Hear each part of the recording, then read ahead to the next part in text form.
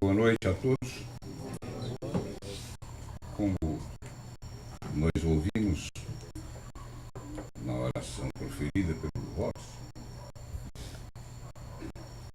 esta é mais uma lição, eu não diria de uma casa espírita, eu diria é uma missão de todos os cristãos, em qualquer das suas crenças religiosas.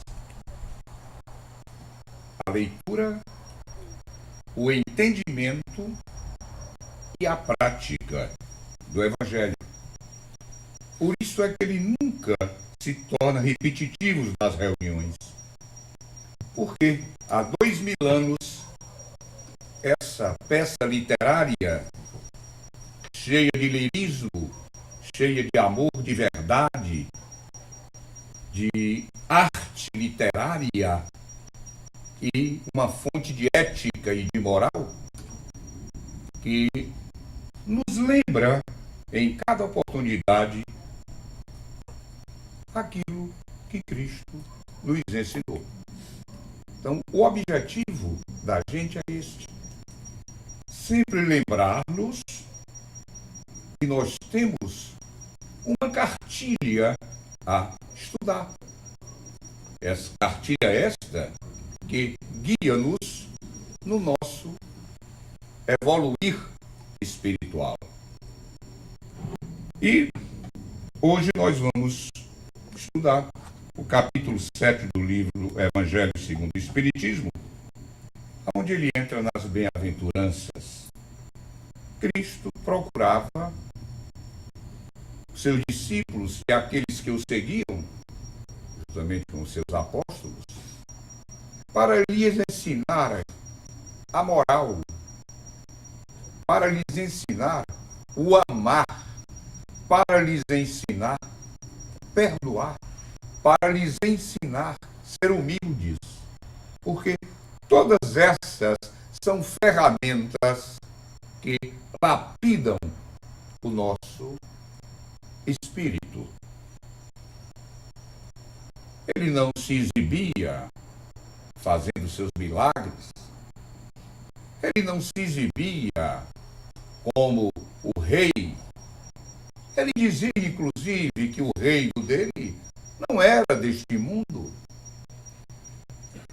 E aqueles que os entendiam iam se alimentando desta coisa que é uma virtude essencial chamada humildade. Então ele começa assim, Mateus: Bem-aventurados os pobres pelo Espírito, porque deles é o reino dos céus. Vocês podem encontrar, e encontram em algumas versões, ao invés de bem-aventurados os pobres pelo Espírito, do seguinte modo: bem-aventurados os pobres de Espírito. Pobre de espírito seria como uma pessoa pobre de saúde, doente, uma pessoa pobre de conhecimento, uma pessoa pobre de alegria, um triste. Mas, desde os primeiros conhecimentos que nós temos dessas bem-aventuranças, lá no grego, a tradução era pelos, e não pelo Espírito, e não de Espírito. É bom que fique bem claro. Mas ainda hoje eles pensam assim. Mas, pobre de Espírito é uma expressão idiomática. Como, por exemplo, a céu aberto. Nós estamos reunidos a céu aberto. É a maneira de dizer que nós estamos reunidos aqui ao ar livre. Outra, acertar na mosca. É acertar no objetivo, acertar no alvo. Acertar é a certeza de que conseguiu aquilo. Eu acertei na mosca, eu fui em cima. Não é isso? Amigo da onça. Uma pessoa ruim. Um falso amigo. Outro. Andar nas nuvens. É a pessoa que é a minha avoada, que parece que não está aqui na terra, que está sempre com aquele olhar ao longe, olhando para o infinito. É um poeta, na realidade. Barata tonta. Como a gente fica, às vezes, sem saber o que fazer, como uma barata tonta procurando uma saída. Bater papo. Conversar. Então, estas são, como eu falei, expressões idiomáticas que tem no Evangelho e em qualquer setor de literário, nas próprias grandes obras, elas também são citadas, porque às vezes elas exprimem o que o autor quer dizer de uma maneira mais clara, que atinge ao ledor. É mais fácil. Além de tornar muitas vezes a coisa mais rebuscada, dependendo de quando ela é aplicada. Então, quando Mateus diz, bem-aventurados os pobres de espírito, na realidade, ele está falando na humildade, naquele ser que não guarda consigo as riquezas materiais, o orgulho, não traz, não levanta a bandeira do saber, da posse material, do dinheiro, do seu nome de família nobre. Não. Isto a gente não leva na passagem. A alfândega prende tudo isto. E nós levamos o que na nossa bagagem? As virtudes. As coisas boas que nos são ensinadas nesse Evangelho. As leis morais, o cumprimento das leis morais. Nós levamos o amor, principalmente. Nós levamos o perdão. Uma coisa chamada caridade. Tudo isto é ponto positivo para a nossa passagem no portal da vida. O resto fica, é excesso de bagagem, não passa. E para que nós alcemos voos mais altos, nós teremos que estar mais leves, pela própria lei da gravidade. E como é que a gente fica mais leve? Tirando essas impurezas que a gente contrai no dia a dia. E isso não é feito de uma só passagem pela existência ou passagem na Terra, no momento em que estamos vivendo. Não. Já viemos de outras existências a pagar o que estamos devendo. A nos lapidarmos, a melhorarmos. Cada existência, a gente vai melhorando mais alguma coisa. Não tem que ser hoje, não tem que ser amanhã.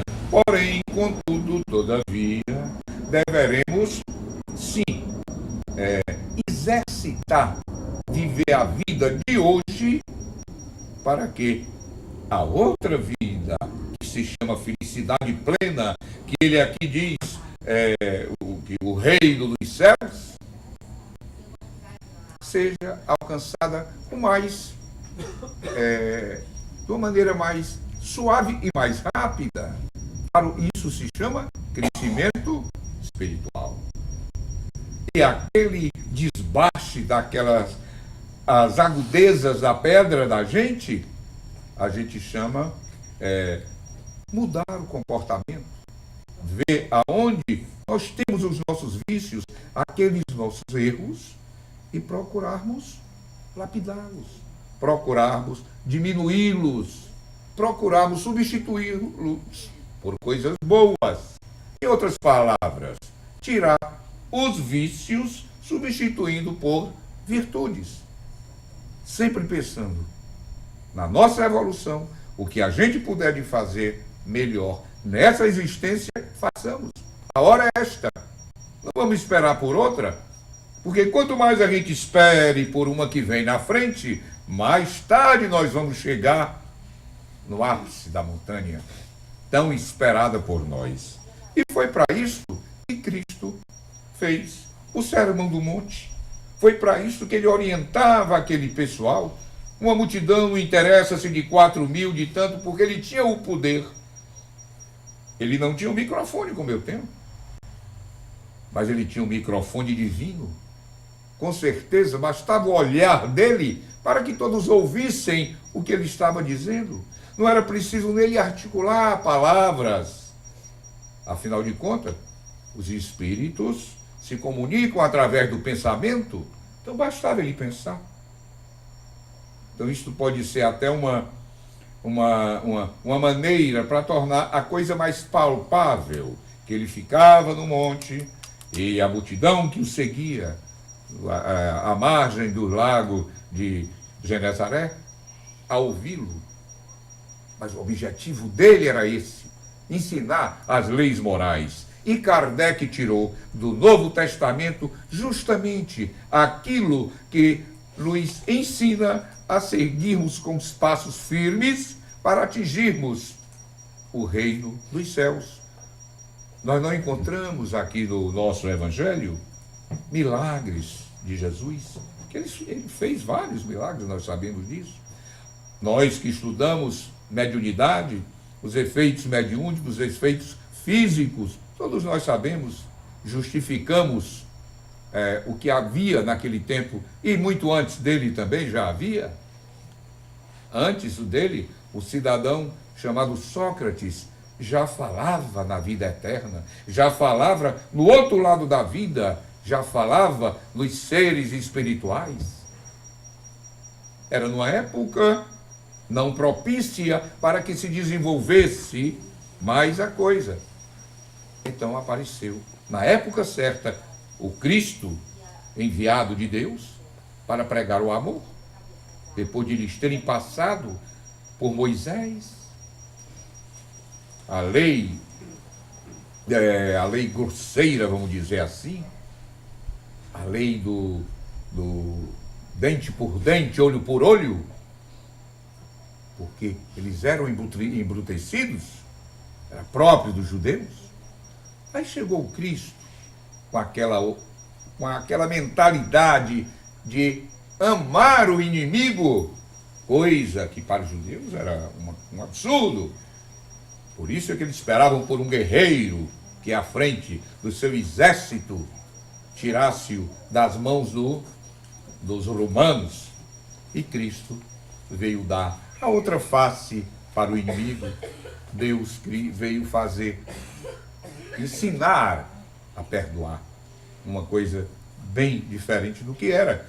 E, como ele não podia na época também, o pessoal não tinha o conhecimento próprio para entender, ele fez que depois chegasse aqui uma entidade que desse, como é que se diz, segmento às suas ideias. Por isto é que a nossa doutrina, o Espiritismo, é chamado, o cristianismo é de vivo, veio dar continuidade aos ensinamentos dele. E nós estamos aqui para isso.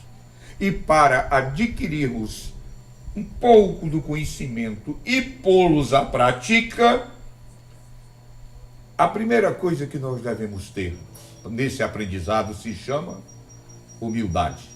E é por isso que ele começa o Sermão do Monte, as bem-aventuranças, com bem-aventurados os pobres de espírito. Segunda passagem que ele diz aqui: todo aquele que se eleva será rebaixado. Todo este capítulo ele gira em torno da humildade. Então aquele que se eleva será rebaixado. Lembre-se dos fariseus, como eles oravam nas sinagogas, em alto e bom som, eles diziam para todo aquele público que estava a ouvi-lo que ele era um homem bom, que ele pagava os dízimos, que eles não eram como os muitos publicanos que exploravam a população. Publicanos eram o pessoal que cobrava imposto na época. Só que eles também se aproveitavam daquelas senhoras viúvas, por exemplo, ali cobraram impostos também. Porque eles tinham destaque na sociedade. era o pessoal letrado de lá. Eles estudavam o Antigo Testamento e eles tinham conhecimento da lei. Então eles se achavam o suprassumo. Eles não acreditavam na vida espiritual, por exemplo. Então, esses pseudo-sábios, os sábios terrenos, acham que não precisam de Deus. Acham que o que eles têm de conhecimento já basta, que não precisa ir procurar ou folhear o Evangelho, porque eles são suficientes para isso, quando na realidade não são. Os humildes é que herdarão os reinos dos céus. E o pior, quando eles transpõem o portal da vida, quem eles encontram lá em cima? Porque Deus não vai aceitá-los, porque um dia eles vão tirar tirar essa veste de opulência, essa veste de orgulho mesmo, de vaidade. Um dia eles serão humildes, mas enquanto não, numa dessas passagens da vida, quando eles atravessam o portal, encontram aqueles humildes e se sentem inferiorizados. Aí começa o castigo. Mas um castigo não dado por Deus, um castigo dado por eles, porque eles tiveram a chance de corrigir-se aqui. Eles tiveram a chance de abrir o Evangelho, de ler, de entender e de praticá-lo. Mas eles eram autossuficientes. Para que eu vou fazer isso? Eu não preciso. Todos que vêm a mim, porque nós, a nossa casta, a nossa associação, não precisa disto. Nós somos os donos da verdade. Por isto que Cristo afirmava: aquele que se eleva será rebaixado. Então os discípulos se aproximaram de Jesus, dizendo: quem é o maior no reino dos céus? E Jesus, chamando uma criança, colocou-a no meio deles e disse: em verdade eu vos digo que, se não vos converterdes e não vos fizerdes como crianças, de modo algum entrarei no reino dos céus. Portanto, aquele que se tornar humilde como esta criança, será o maior no reino dos céus. E quem quer que receba em meu nome uma criança, tal como esta, a mim me recebe. Então Cristo usava parábolas e tomava como exemplos para que o pessoal entendesse melhor o que eles estavam dizendo. Por que ele pegou aquela criança? Porque aquela criança, ainda pequena, ela não traz em si aquela ideia de querer ser o melhor, aquela ideia de superioridade, aquela ideia de eu posso. Não. A criança, ela é mais obediente. Ela segue mais o que os seus pais ensinam, ou no seu colégio, as suas professoras ensinam, os seus mestres. A criança não tem maldade. Por isso, quando uma criança morre, a gente diz: olha um anjinho que foi. Morreu com tão pouca idade, tinha tanta vida pela frente. Completou o ciclo dela. Completou, de fato, é um anjo. No caso aqui, é uma criança, vamos dizer, que não tem o vício do orgulho. Então, compare-se com estas crianças. Aqueles que agirem, que sentirem como uma criança que tem puro coração, esses sim ganharão o reino dos céus. E esse coração nós purificamos através dos nossos atos, do dia a dia. Por quê? Você, quando recebe uma pessoa em casa, você vai dar uma limpeza na casa, uma ajeitada, por exemplo, sem jogar lixo embaixo do tapete, que pode passar vergonha. Então, nós temos que, seguindo estas leis morais, que nos ensinam esse caminho que eu já falei, nos faz entrar em contato com os seres superiores, com a espiritualidade superior, nos faz entrar em contato com Deus. Nos nossos pensamentos, nas nossas ações, cada vez que nós praticamos uma caridade, por exemplo, nós estamos entrando em um uníssono com Ele. Estamos, sim. Da mesma maneira que nós, quando apresentamos alguma coisa de orgulho, alguma coisa de vaidade, alguma coisa de querer mal para outra pessoa, alguma coisa de não querer perdoar, nós estamos cortando a comunicação nossa com os planos superiores, que é justamente o reino dos céus. Então, quando ele usa essa criança, é nesse sentido, da pureza. É um homem que não está ainda infectado com tudo que nos cerca numa sociedade, nessa coisa mundana, material e tão imoral como vocês todos estão sabendo, são sabedores dessas exposições que estão ocorrendo no Brasil, em mais de um canto. É a segunda exposição com quadros pornográficos, com quadros desrespeitosos com Cristo, que inclusive está sendo objeto de processo na área judicial. Vamos para frente aqui, o que é que ele diz mais? Eu vou ler isso aqui que eu anotei que é bonito. Aquele que quiser se tornar o maior, seja o vosso servo. Cristo, chamado por uns de rei, lavava os pés dos seus discípulos. Era costume naquela época, quando uma visita chegava na sua casa, haver este ritual de lava-pés. Mas quem fazia era o criado. Mas Cristo se colocou no lugar do criado para lavar os pés. Na última ceia dos seus discípulos, não, dos seus apóstolos. Pedro até disse que não iria que ele fizesse isso, e ele foi admoestado por Cristo. Certa vez ele chegando na casa também, no almoço, onde se servia, antes de lavar as mãos, ele não deixou que o criado da casa lavasse as suas mãos. Ele mesmo lavou, e lavou a do escravo, lavou a dos outros, mostrando o sentido da humildade, mesmo nessas coisas simples, nessas coisas materiais, porque o orgulho, ele é tão contagiante de uma maneira tal, que ele, nas mínimas coisas, ele pode fazer base para que aconteçam as coisas mais importantes da nossa vida.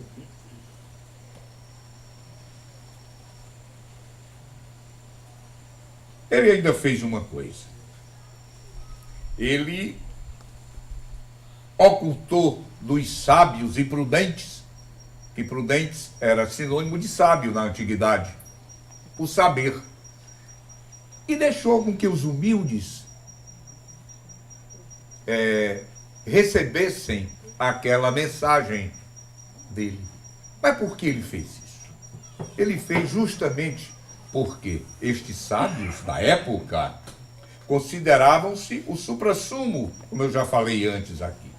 Eles não precisavam mais de nada, eles não tinham, eram capazes até de ir contra a ideia de Deus, dizendo o quê? Eu não preciso disso, eu já faço isso, eu sou isso, a lei sou eu, e para chegar a aceitar humildemente a lei, humildemente, eles não aceitavam. Eles diziam que deixasse isso para os pobres pelo Espírito. Eram assim que eles falavam.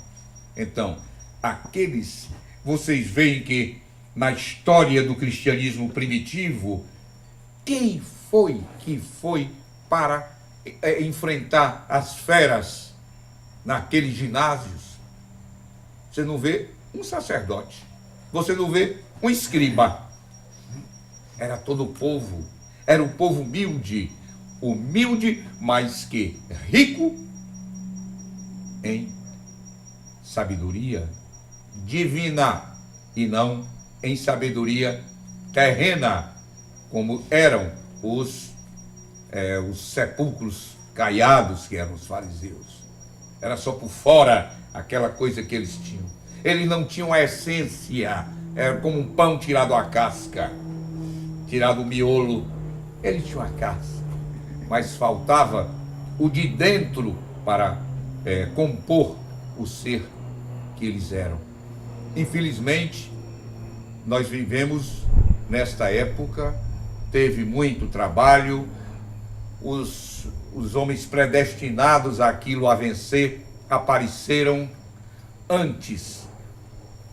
Verdadeiros anticristos tornaram-se propagadores do cristianismo. Estou me referindo a Paulo, como todos nós sabemos da história dele. E também, o último que ele fala aqui, a missão do homem inteligente na Terra. É justamente o mostrar que o homem inteligente é aquele homem que traz para si as virtudes e se afasta dos vícios, porque em a conexão com a espiritualidade superior e, consequentemente, com Deus, deve ser feita através das virtudes. Então, o homem inteligente não é aquele que junta dinheiro, que tem seus carros, que faz questão de esnobar daquilo que tem, porque ele não leva nada na passagem do portal da vida. Devemos sim pagar excesso de bagagem, excesso de peso na nossa bagagem, mas peso de virtude, peso de amor, peso de caridade, peso de querer ser irmão de coração, amar de coração, falar, conversar, dar o ombro com vontade, sentir um prazer em ver o outro sentir prazer. Não aquela esmola que se dá de uma maneira quase que eu tenho a obrigação de fazer isso, ou faço por obrigação, ou aquele diz que perdoa e diz, eu te perdoo, mas não quero mais ver tua cara. Não é essa. Não é esse o perdão verdadeiro. Não é essa a caridade verdadeira e não é este o amor verdadeiro. A humildade se mede aqui, ali e acolá, não com o favor que se pede, mas com o perdão que se dá. Um beijo no coração de vocês. Obrigado.